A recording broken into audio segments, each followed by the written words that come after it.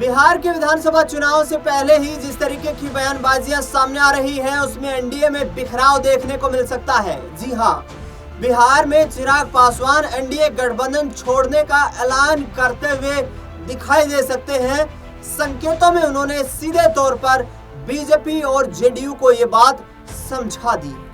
दरअसल बता दें आपको कि चिराग पासवान ने आखिरकार क्यों एनडीए छोड़ने का मन बना लिया है, क्यों वो मंत्री पद को, केंद्रीय मंत्रालय को भी छोड़ने को यहाँ पर तैयार नजर आ रहे हैं। क्या बीजेपी से गठबंधन पर उनका मोह भंग हो गया है? क्या बिहार का राजनीतिक समीकरण चिराग पासवान के लिए इतना महत्वपूर्ण हो गया है कि इस विधानसभा चुनाव में वो बीजेपी के साथ नहीं बल्कि अकेले ही चुनाव लड़ना उचित समझते हैं? इस पूरे समीकरण को समझाऊंगा और इसके साथ साथ ये भी समझाऊंगा इस खास कार्यक्रम में कि किस तरीके से चिराग पासवान ने अपना गठबंधन का एक नया साथी ढूंढ लिया है। नया साथी ढूंढकर चिराग पासवान बिहार की राजनीति में क्या बड़ा तूफान लाने वाले हैं? मोदी के हनुमान क्या अब प्रधानमंत्री नरेंद्र मोदी के लिए ही संकट की घड़ी लेकर के आने वाले हैं?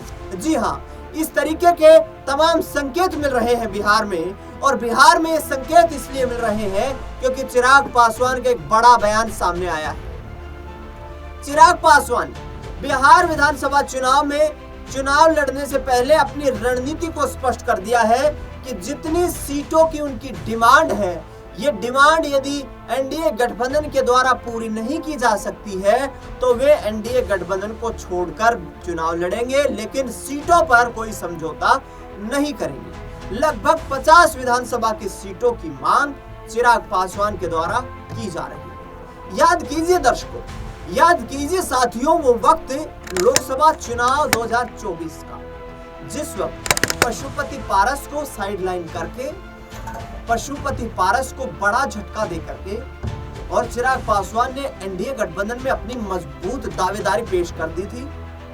लोकसभा चुनाव के दौरान चिराग पासवान की पार्टी को 5 सीटें बिहार में दी गई।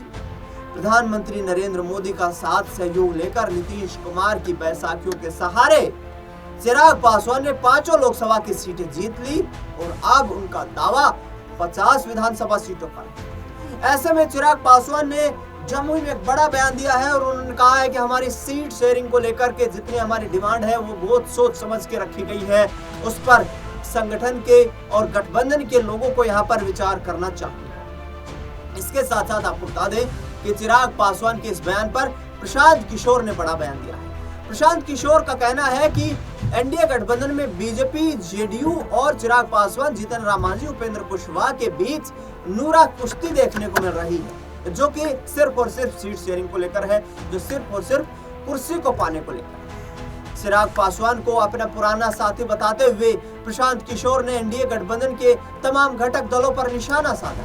उन्होंने कहा कि सबकी नजर कुर्सी पर है, सबकी नजर बड़े मंत्रालय पर है, लेकिन किसी की नजर बिहार की दुर्दशा पर नहीं। बिहार लगातार पलायन का केंद्र बनता जा रहा है। आज देश का कोई भी ऐसा राज्य नहीं है जहां पर बिहार का मजदूर सबसे ज्यादा मजदूरी करने के लिए न जाता हो। बिहार के लोग चाहते हैं कि अब सत्ता का परिवर्तन हो जाए। चिराग पासवान को समर्थन देते हुए यहाँ पर सीधे तौर पर प्रशांत किशोर ने कहा है कि वो मेरे बचपन के, मेरे युवा अवस्था के मित्र हैं। चिराग जाति धर्म की राजनीति नहीं करते हैं, इसीलिए उन्हें पसंद करता हूँ। जन सुराज के कैंडिडेट को हराने की बात भी प्रशांत किशोर ने कर दी है चिराग पासवान के सामने। ये एक बड़ा फैक्टर है। उन्होंने सीधे तौर पर कहा है कि यदि हमारी पार्टी का यानी कि जन सुराज का कैंडिडेट कहीं कमजोर हो और दूसरी पार्टियों के पास बेहतर कैंडिडेट हो तो मैं ये अपील करूंगा बिहार के लोगों से कि वो बेहतर कैंडिडेट को ही अपना जो है जनप्रतिनिधि चुने, जिससे कि बिहार के विकास में 4 चांद लगाए जा सके। इससे आगे बता दें आपको कि प्रशांत किशोर ने यहाँ पर बयान दिया आरजेडी, कांग्रेस और एआईएमआईएम के गठबंधन को लेकर भी।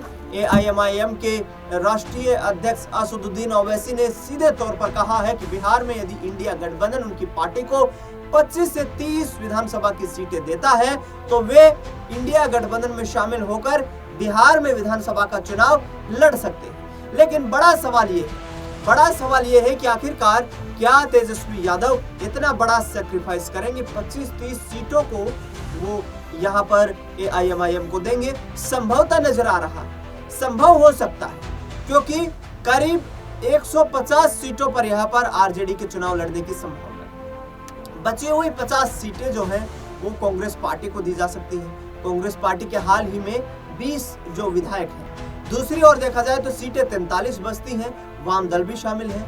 एक वाम दल के पास 6 सीटें हैं, दूसरे के पास 2 सीटें हैं, तीसरे के पास भी 2 सीटें हैं।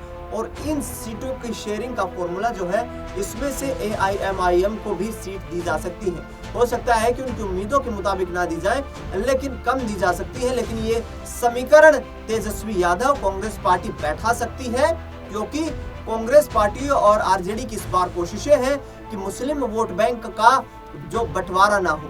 बिहार में लगभग 15-16% मुस्लिम वोट बैंक है, और उस 15-16% मुस्लिम वोट बैंक में यदि 3-4% मुस्लिम वोट बैंक पर सेंधमारी AIM कर देती है, तो वहां पर बड़ा झटका लग सकता है इंडिया गठबंधन को, क्योंकि इंडिया गठबंधन पिछली बार भी सत्ता की दहलीज तक पहुंच गया था, लेकिन चिराग पासवान का वो 6% वोट को अपनी तरफ आकर्षित कर लेना उनके लिए बड़ी दुश्वारी साबित हुआ, और इंडिया गठबंधन जो है बिहार में सरकार में सत्ता में आने से चूक गया।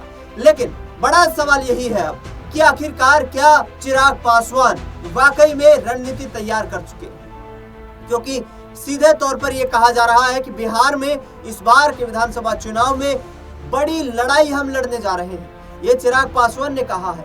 और दूसरी तरफ उनका सहयोग देने के लिए PK आगे बढ़ते हुए नजर आ रहे हैं, उन्हें हरी झंडी दिखाते हुए नजर आ रहे हैं। ऐसे में प्रशांत किशोर यदि उनके साथ आते हैं और चिराग पासवान NDA गठबंधन से अलग होकर चुनाव लड़ते हैं, 120-122 सीटों पर चुनाव लड़ती हैं दोनों पार्टियां, और उसमें से 40 सीटें भी यदि जीत ली जाती हैं, तो बीजेपी का तो सुपड़ा साफ हो सकता है, क्योंकि ज्यादातर वो वोट बैंक को प्रभावित जो करेंगे वो NDA गठबंधन का वोट बैंक प्रभावित होगा। और इस NDA के वोट बैंक के प्रभावित होने के साथ साथ नीतीश कुमार की कुर्सी छिटक सकती है उनसे। नीतीश कुमार भाजपा को बड़ा झटका बिहार में लग सकता है। लेकिन सीधे तौर पर यहाँ पर कहा जाए, देखा जाए तो कोशिशें ये हैं चिराग पासवान की तरफ से भी और प्रशांत किशोर की तरफ से भी कि किसी तरीके से ये गठबंधन हो जाए। यदि ये गठबंधन हो जाता है, क्योंकि चिराग पासवान को प्रशांत किशोर हरी झंडी दिखा चुके हैं, यदि यह गठबंधन हो जाता है तो बिहार में इस बार सत्ता का तख्ता पलट हो सकता है।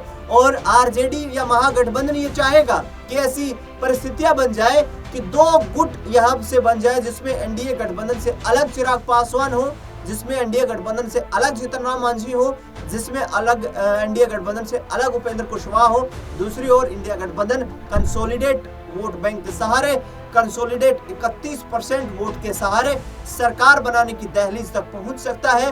और तेजस्वी यादव इसको लेकर दिन प्रतिदिन रणनीतियां बना रहे हैं, लेकिन मोदी के हनुमान क्या साथ छोड़ देंगे, ये बड़ा इम्पैक्टफुल यहाँ पर बिहार में देखने को मिलेगा, क्योंकि प्रधानमंत्री नरेंद्र मोदी को जिस तरीके से वो उनकी तारीफों के पुल बांधते हुए नजर आते हैं, उम्मीदें चिराग पासवान को NDA गठबंधन में बड़ी हैं। लेकिन क्या ये उम्मीदें टूट सकती हैं और चिराग पासवान बागी होते हुए नजर आएंगे, ये देखना बेहद दिलचस्प रहेगा।